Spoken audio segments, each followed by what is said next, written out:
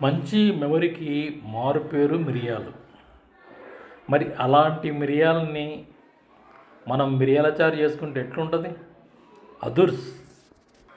సరే, మిరియాల చారు కావాల్సిన పదార్థాలు ఏంటి?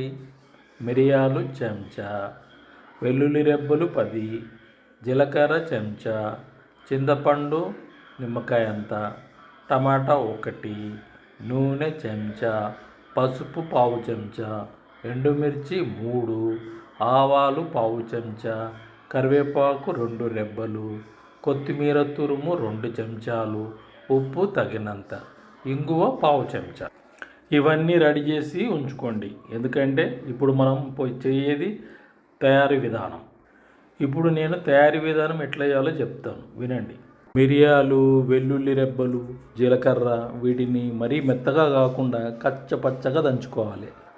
చింతపండును 1/2 లీటర్ నీళ్ళలో నానబెట్టుకోవాలి.